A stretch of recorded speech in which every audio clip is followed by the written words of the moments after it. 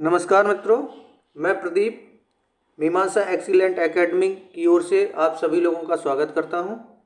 आज आपके लिए मध्यकालीन युग के इतिहास से महत्वपूर्ण प्रश्नों को साथ में लेकर आए हैं एक वीडियो में, जो कि बहुत ही फास्ट वीडियो होगा और वेरी इंपॉर्टेंट प्रश्न होंगे जो आपके आगामी एग्जाम के लिए बहुत ही महत्वपूर्ण साबित होंगे, जैसे कि उत्तर प्रदेश पुलिस परीक्षा जो आपके सामने कुछ ही दिनों में होगी। आपके सामने सबसे पहला प्रश्न, मोहम्मद बिन तुगलक के नाम से किसे जाना जाता है? तो मोहम्मद बिन तुगलक के नाम से किसे जाना जाता है? जूना खां को जाना जाता है। नेक्स्ट प्रश्न,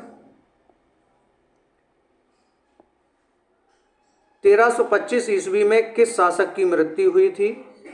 तो 1325 ईस्वी में गयासुद्दीन तुगलक की मृत्यु हुई थी और इन्होंने दिल्ली के समीप एक स्थित पहाड़ियों पर तुगलकाबाद के नाम से एक नगर स्थापित किया था, जो कि रोमन शैली में निर्मित इस नगर में एक दुर्ग का निर्माण हुआ था और दुर्ग को 56 कोट के नाम से भी जाना जाता था।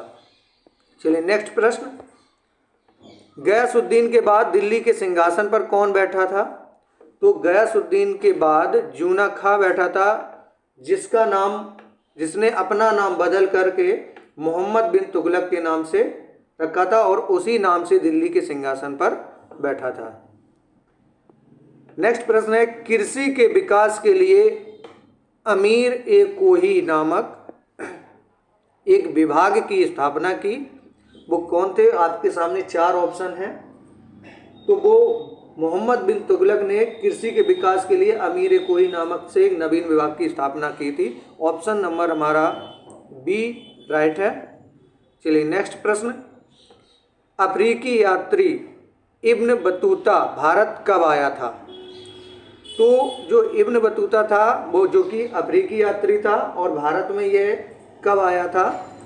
तो ये 1333 ईस्वी में आया था। ऑप्शन नंबर ए राइट है। सुल्तान ने इसे दिल्ली का काजी नियुक्त किया था। अगर पूछा जाए कि काजी किसने नियुक्त किया था, तो सुल्तान ने किया था और 1342 ईस्वी में सुल्तान ने इसे अपने राजदूत के रूप में चीन भेजा था। किसे? इब्न बतूता को। ठीक, चलिए नेक्स्ट प्रश्न, रेहला नामक पुस्तक किसने लिखी? तो रेहला नामक पुस्तक जिसे चीन में एक राजदूत के नाम से भेजा गया था, उसका नाम था इब्न बतूता और रेहला नामक पुस्तक के लेखक भी हैं अब इब्न बतूता। चलिए नेक्स्ट प्रश्न, ब्राह्मणों पर जजिया कर लगाने वाला पहला शासक कौन था? वेरी इंपॉर्टेंट प्रश्न है। ब्राह्मणों पर जजिया कर लगाने वाला पहला शासक कौन है? तो यह जो पहला शासक, आपके सामने चार ऑप्शन है, तो इसमें सबसे ज़्यादा आपके सामने चार ऑप्शन है, तो इसका सबसे राइट आंसर है ए नंबर। फिरोज तुगलक ने ब्राह्मणों पर जजिया कर लगाने वाला पहला शासक बना था। चलिए नेक्स्ट प्रश्न, सिंचाई कर किसने लगाया था? तो सिंचाई कर भी जो है फिरोज तुगलक ने लगाया था। इसका ऑप्शन नंबर ए राइट है। और सिंचाई कर का जो सिस्टम था कि जो उपज का 1/10 भाग, यानी 1/10 भाग किसका? उत्पादन का, यानी जो कृषि पर उत्पादन उसका 1/10 भाग एक सिंचाई कर के रूप में देना होगा। यह उसने नियम लागू किया था। चलिए नेक्स्ट प्रश्न, फतूत हात ए फिरोज शाही किसकी रचना है? ये वेरी इंपॉर्टेंट प्रश्न है। फतूत हात फिरोज शाही किसकी रचना है?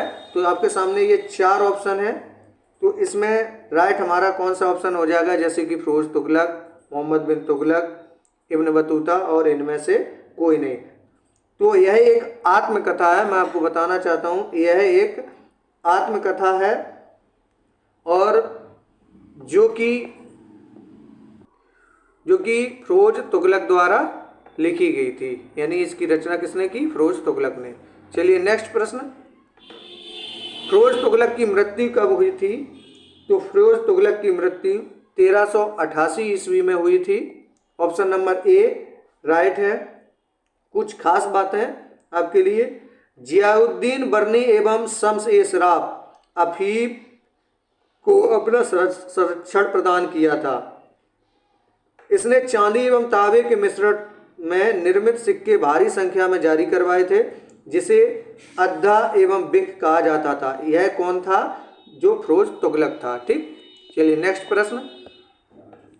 दिल्ली में कोटला फिरोज शाह दुर्ग का निर्माण किसने करवाया था? वेरी इंपॉर्टेंट प्रश्न है। आपके सामने 4 ऑप्शन हैं, फिरोज तुगलक, मोहम्मद बिन तुगलक, इब्न बतूता और इनमें से कोई नहीं। तो ये कौन थे? फिरोज तुगलक थे, जो सुल्तान थे दिल्ली के। इन्होंने कोटला फिरोज शाह दुर्ग का निर्माण कराया था। इसका ऑप्शन नंबर ए जो है वो राइट है। चलिए नेक्स्ट प्रश्न। तुगलक वंश का अंतिम शासक कौन था? तुगलक वंश का अंतिम शासक नसरुद्दीन महमूद तुगलक था। ऑप्शन नंबर सी राइट है। नेक्स्ट प्रश्न आपके लिए, तैमूर लंग ने किस सुल्तान के समय दिल्ली पर आक्रमण किया था? तैमूर लिंग ने सुल्तान नसरुद्दीन महमूद तुगलक के समय। Option number C. और यह कब किया था? 1398 ईस्वी में दिल्ली पर आक्रमण किया था। ठीक है, दिल्ली पर आक्रमण किया था। चलिए नेक्स्ट प्रश्न।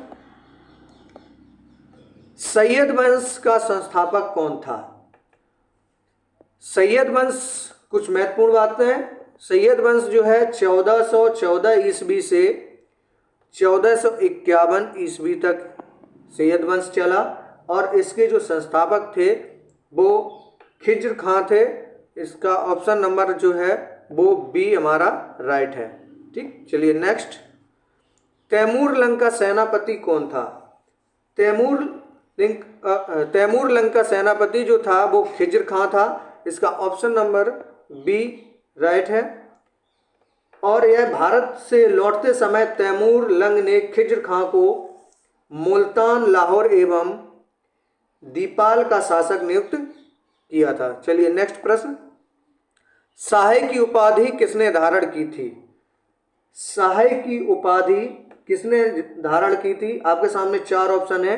तो जो शाह की उपाधि धारण की थी वो खिज्र खां ने की थी। ऑप्शन नंबर बी हमारा सही है।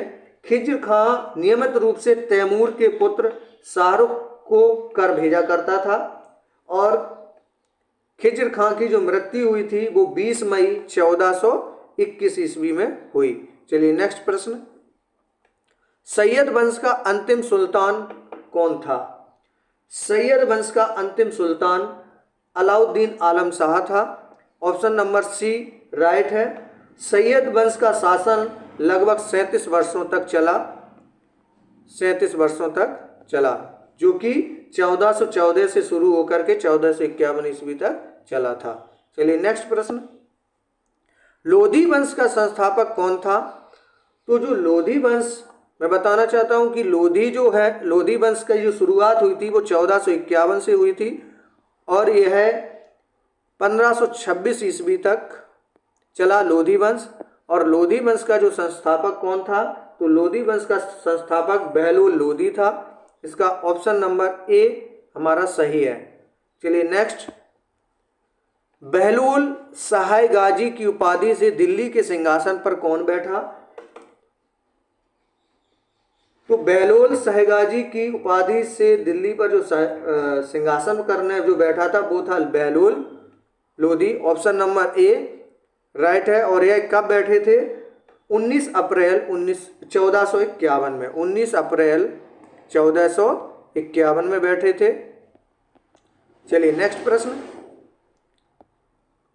दिल्ली पर प्रथम अफगान राज्य की स्थापना का श्रेय किसको दिया जाता है?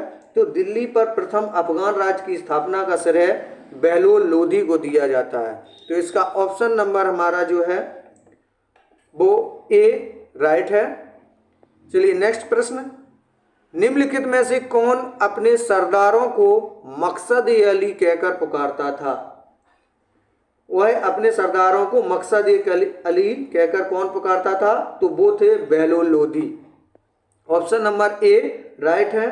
बहलोल लोधी ने सिक्के का प्रचलन करवाया था और वह अपने सरदारों के खड़े रहने पर स्वयं भी खड़ा रहता था। यह इसमें एक खास विशेषता थी।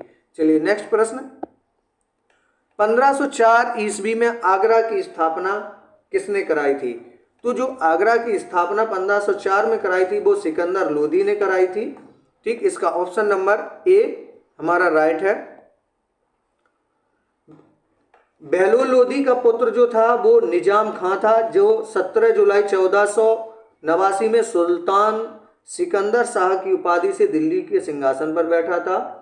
और इस प्रश्न के अनुसार 1504 ईस्वी में सिकंदर लोधी ने आगरा की स्थापना कराई थी। चलिए नेक्स्ट प्रश्न।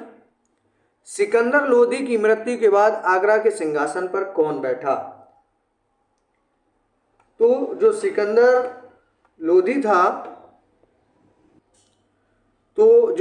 लोधी था इसकी मृत्यु एक गले की बीमारी के कारण 21 नवंबर 1517 में हो गई थी। तो इनकी जगह पर जो आगरा के नए शासक थे वो बने थे इब्राहिम शाह।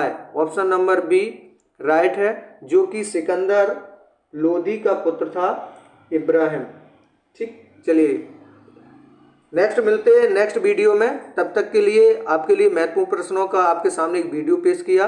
अगर आपको लोगों को अच्छा लगे तो प्लीज़ लाइक करें और शेयर करें। सब्सक्राइब करना ना भूलें, क्योंकि ऐसे ही वीडियो आपके मोबाइल पर एक नोटिफिकेशन के साथ मिलते रहेंगे। जय हिंद, जय भारत।